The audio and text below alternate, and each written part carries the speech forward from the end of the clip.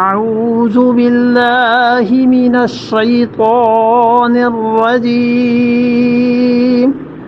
بسم الله الرحمن الرحيم فوسوس لهم الشيطان ليبدي لهما ما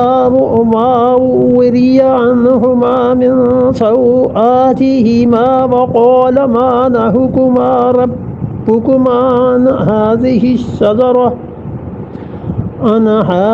الشجرة إلا أن تكون ملكين أو تكون من الخالدين فوسوس لهم الشیطان،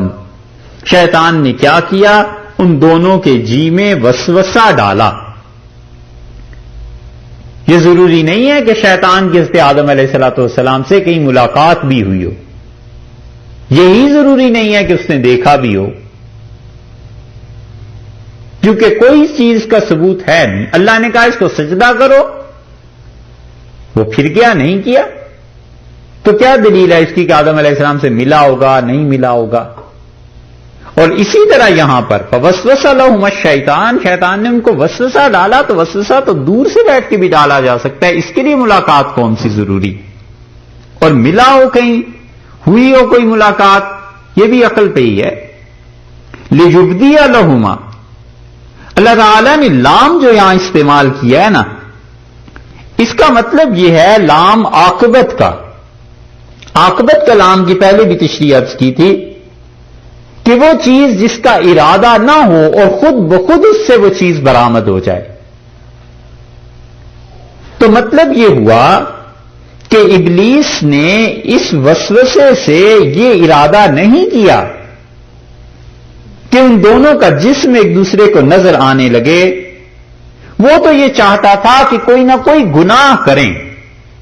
اس سے بحث نہیں تھی اسے کہ یہ اس درخت کو کھائیں نہ کھائیں، وہ چاہتا تھا کسی طرح کوئی ایسی معصیت، کوئی گناہ ان سے ہو جائے۔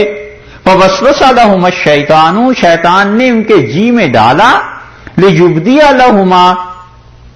اور اس کے نتیجے میں یہ ہوا کہ ان کے لیے کھل گئیں، لَهُمَا، ان دونوں کے لیے، ما وُرِيَ عَنْهُمَا، جو اللہ نے ڈھانپ دیا تھا ان کو، اللہ نے نور کا لباس پہنا دیا تھا انہیں، اور اس نور کی وجہ سے یہ دونوں ایک دوسرے کو نہیں دیکھتے تھے۔ یہ رد ہے تورات کا، بائبل کا، جہاں آتا ہے کہ وہ جنت میں برہنہ رہتے تھے اور ایسے پھرتے تھے۔ اللہ تعالیٰ نے فرمایا ہے ایسی بات نہیں ہے، بلکہ معبوریہ عنہما، جو ان کے عیب ان سے چھپائے گئے تھے، جو چیزیں جسم کی چھپائی گئی تھی، من سوآتہما، ان کے شرم کے مقامات، وقالا، اور کہنے لگا، ما نہاکما ربکما عن ہذہ الشجرہ، اللہ تعالیٰ نے یہ جو تمہیں منع کیا ہے نا اس درخت سے، تم دونوں کے پروردگار نے اس خاص درخت سے، الا، مگر یہ کہ ان تکونا ملکین، کبھی فرشتے ہی ہو جاؤ اسے کھا کے، او تکونا من الخالدین، یا تم لوگ ہمیشہ ہمیشہ جیو گے، یہ اس لیے منع کیا ہے، فرشتے ہو جاؤ گے اگر کھاؤ گے تو، کھا لو، ہمیشہ ہمیشہ یہاں رہو گے، تم اس درخت کو کھانے کے بعد ہمیشہ کی زندگی جنت میں اللہ کے قرب میں پالو گے، کھا لو اسے، یہ ان کے جی میں ڈال رہا ہے۔